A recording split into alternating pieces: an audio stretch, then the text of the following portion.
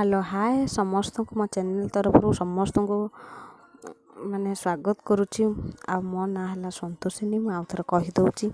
ଆଉ ମୁଁ ଆଜି ବ୍ଲଗ୍ଟି ରାତିରେ ହିଁ ଷ୍ଟାର୍ଟ କରୁଛି। ଦିନ ସାରା ମୋତେ ତ ଟୋଟାଲ୍ ଟାଇମ୍ ହେଲାନି, କାହିଁକିନା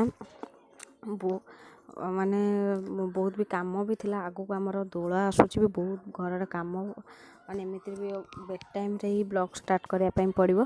ହଉ ଛାଡ଼ନ୍ତୁ ସେସବୁ କଥା। ଯେଉଁମାନେ ମାନେ ବ୍ଲଗ୍ ଦେଖୁଛନ୍ତି ବି, ମୋ ସର୍ଟ ଭିଡ଼ିଓ ବି ଦେଖୁଛନ୍ତି, ସେମାନେ ମୋ ଚ୍ୟାନେଲ୍କୁ ସବସ୍କ୍ରାଇବ୍ ଆଉ ଲାଇକ୍ କରିଦେବେ।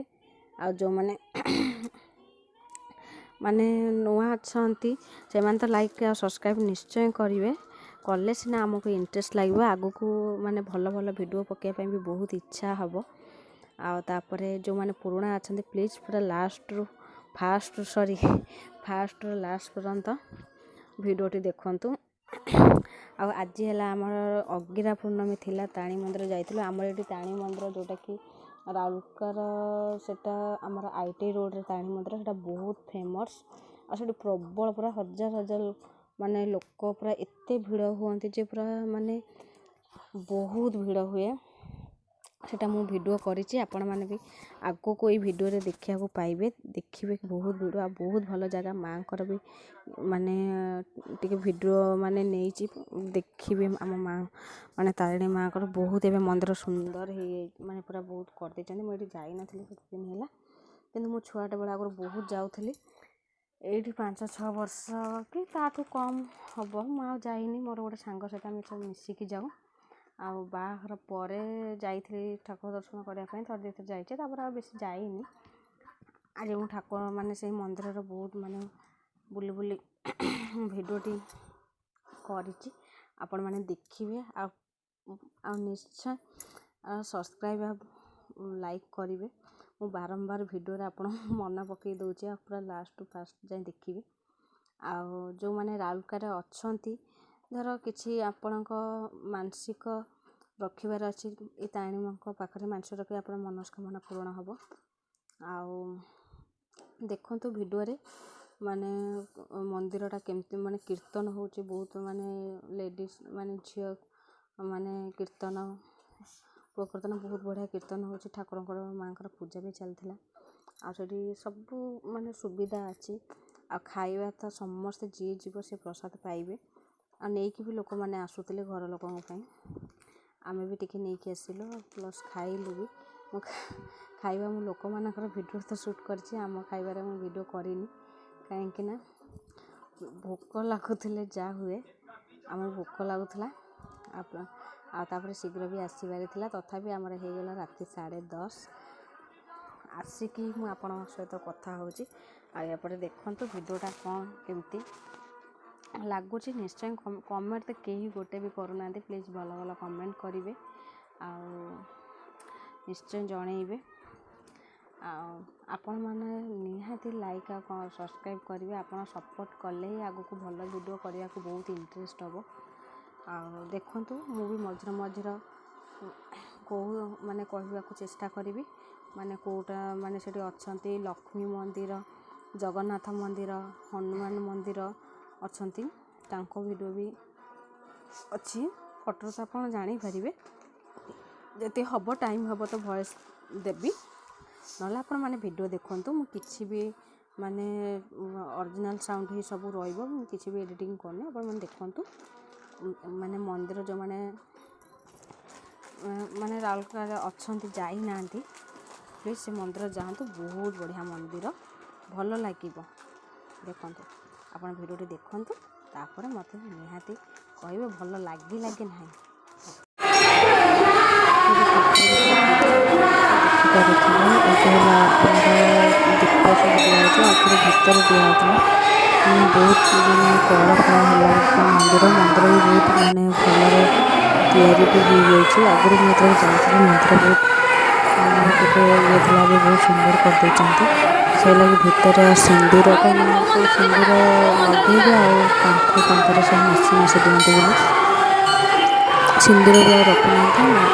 ମନ୍ଦିର ବାହାରକୁ ଟିକେ ଫ୍ରଣ୍ଟ ଉପରେ ଟିକେ ସେଠିକି ଧୂପ ଦୀପ ସବୁ ଜଳାଉଛନ୍ତି। ଆଉ ଦେଖିପାରୁଥିବେ ମାଆଙ୍କର ମନ୍ଦିର ଭୋଗ କରିବା ପାଇଁ ମୁଁ ଦେଇଦେଇଛି। ଏଠି ମା ଉମାଙ୍କୁ ଛିଡ଼ା ହେଇଛନ୍ତି। ଚାଷୀ ସିଏ ତାଙ୍କର ଠାକୁର ନମସ୍କାର ହେଉଛନ୍ତି ଦୀପ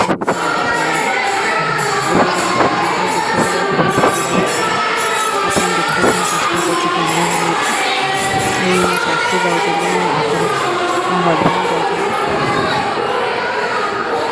ଆଉ ଏଠି ଆମେ ଯାଉଛୁ ଏ ଯେଉଁ ଆଉ ମନ୍ଦିର ଅଛି ଲକ୍ଷ୍ମୀ ମନ୍ଦିର ଆଉ ହନୁମାନ ମନ୍ଦିର ମୁଁ ଯେଉଁ କହୁଥିଲି ଶୁଣିଥିଲି ଆଉ ଜଗନ୍ନାଥ ମନ୍ଦିର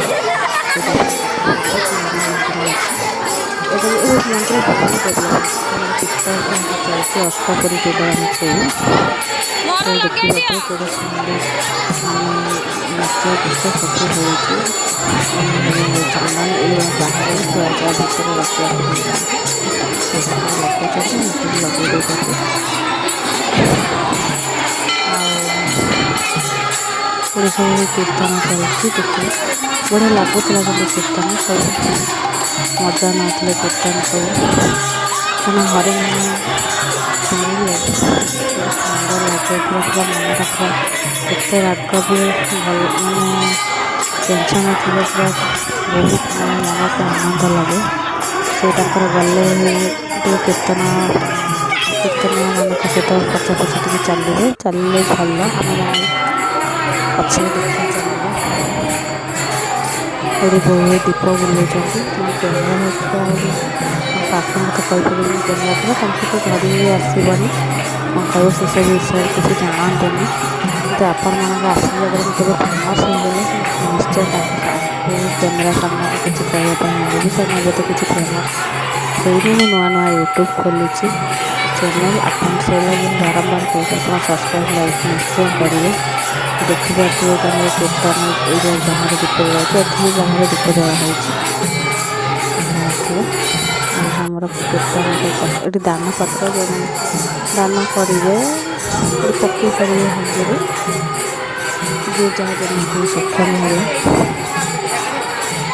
ଯେଉଁମାନେ ବି ରାଉରକେଲା ବାହାରେ ମାନେ ନୂଆ ଆସିଛନ୍ତି ଏ ଭିଡ଼ିଓ ଦେଖିଥିବେ ଏ ମନ୍ଦିର ନିଶ୍ଚୟ ଆସିବେ ଆପଣ ମନସ୍କାମନା ଯଦି ପୂରଣ କରିବାର ଥିବ ମାନସିକ ରଖିଲେ ପୂରଣ ନିଶ୍ଚୟ ହେବ କାରଣ ଏଇଟା ବହୁତ ମାନେ ପୁରୁଣା ଠାକୁର ଆମର କାଳୀ ମନ୍ଦିର ମାଙ୍କର ମୁଁ ଛୁଆଟେ ବେଳେ ଏଠି ଯାଏ ଆଗରୁ ତ କିଛି ବି ନଥିଲା ବହୁତ ଭିଡ଼ ହେଉଥିଲା ଏବେ ପ୍ରବଳ ଭିଡ଼ ଏଠି ଦେଖା ଆମେ ପ୍ରସାଦ ପାଇବା ପାଇଁ ଗଲୁ ଆମେ ଯାଇଛୁ ଦେଖିଥିବୁ ବହୁତ ମାନେ ଏଇଟା ତ ମୁଁ ଖାଲି ବାହାରର ଭ୍ୟୁ ଆପଣଙ୍କୁ ଦେଖାଉଛି ଆହୁରି ଭିତରେ ଦେଖେନି ଯେତିକି ମାନେ ତାର 3 ତାଲା ନା 4 ତାଲା ବିଲ୍ଡିଂଟା ପୁରା ସବୁ ରୁମ୍ ବାକି ନାହିଁ ସବୁ ରୁମ୍ରେ ଲୋକ ଫୁଲ୍ ଏଠି ଆମେ ବସିଗଲୁ ଖାଇବା ପାଇଁ ଦେଖିପାରୁଥିଲେ ବସିଛୁ 3 ଜଣ କ୍ୟାମେରାରେ ଟିକେ ଫେସ୍ ଦେଖେଇ ଦେଉଛି ଏବେ ବୋଉ ବସିଛନ୍ତି ଏପଟେ ମୋ ହଜବେଣ୍ଡ ବସିଛନ୍ତି ତାଙ୍କୁ ବସିବା ପାଇଁ ଏତେ ପ୍ରୋବ୍ଲେମ୍ ହେଉଛି ମୋ ଶାଶୁଙ୍କର କିଏ ଚିହ୍ନା ପରିଚୟରେ ଦେଖା ହେଇଗଲା ସେ କଥା ହେଉଛନ୍ତି ମୁଁ ମୋର କ୍ୟାମେରା ଭିଡ଼ିଓ ସୁଟ୍ କରୁଛି ଯେଉଁମାନେ ଦେଖୁଥିବେ କହିବେ ଏଗୁଡ଼ା କାମଧନ୍ଦା କିଛି ନାହିଁ ଆଉ ଏଇଟା ଆମେ ଖାଇସାରିଲୁ ଏଇଟା ହେଲା ବାହାରର ଭ୍ୟୁ ଏଇ ଯେଉଁ ବିଲ୍ଡିଂଟା ଦେଖୁଛୁ ପୁରା ବିଲ୍ଡିଂରେ ପୁରା ଲୋକ ଫୁଲ୍ ପୁରା ଛାତରୁ ନେଇକି ତଳ ପର୍ଯ୍ୟନ୍ତ ତଳଟା ତାର ବାହାର ପ୍ଲେସ୍ଟା ବହୁତ ବଡ଼ ପ୍ଲେସ୍ ଏଇଟା ତାର ବାହାର ଡେକୋରେଟ୍ ବହୁତ ସୁନ୍ଦର ଡେକୋରେଟ୍ ବି କରିଛନ୍ତି ସବୁ ବର୍ଷ ହୁଏ ଖାଲି ଏଇ ବର୍ଷ ନୁହେଁ ସବୁ ବର୍ଷ ହୁଏ ଆଗରୁ ଏଗୁଡ଼ା ମୁଁ ଯେତେ ଛୋଟ ଥିଲି ତ ଏଗୁଡ଼ା କିଛି ବି ନଥିଲା ବାଉଁଶ ବାଡ଼ି ଦେଇକି ଅଟକାଉଥିଲେ ଲୋକମାନଙ୍କୁ ଯେଉଁଟାକି ମୋ ଉପରେ ବି ଥରେ ଜଣେ ଚଢ଼ି ଯାଇଥିଲେ ଏଇ ଠେଲା ପେଲାରେ ଦେଖିପାରୁଥିବେ ଏଇଟା ହେଲା ଆମର ମନ୍ଦିରର ଏଣ୍ଟ୍ରି ଆମେ ଠାକୁରଙ୍କୁ ଦର୍ଶନ କରିବା ପାଇଁ ଯିବାକୁ ହେଲେ ଏଇପଟେ ହେଲା ଏଣ୍ଟ୍ରି ଦୁଆର ରଖାହେଇଛି ମନ୍ଦିର ଦେଖିବେ କେତେ ସୁନ୍ଦର ସଜା ହେଇଛି ଦେଖୁଥିବେ ଦେଖନ୍ତୁ ଏଇଟା ହେଲା ଏପଟେ କୀର୍ତ୍ତନ ଦେଖାହେବ କେତେ ନୂଆ କୀର୍ତ୍ତନ କରୁଛନ୍ତି ଲେଡ଼ିଜ୍ କୀର୍ତ୍ତନ ଆଣିଛନ୍ତି ଜେଣ୍ଟସ୍ କୀର୍ତ୍ତନ କାହିଁ ମୁଁ ଦେଖିଲିନି ଏଇଟା ହେଲା ମନ୍ଦିର କେତେ ସୁନ୍ଦର ସଜା ହେଇଛି ଆଗରୁ ଯେତେବେଳେ ଫାଷ୍ଟ ଗେଟ୍ ଥିଲା ବି ସେଇ ଗେଟ୍ଟା ବନ୍ଦ କରିଦେଇଛନ୍ତି ତାର ଅଲଗା ପଟ ଏପଟକୁ କରିଛନ୍ତି ଆଉ ଗୋଟେ ଗେଟ୍ ଦେଖିବେ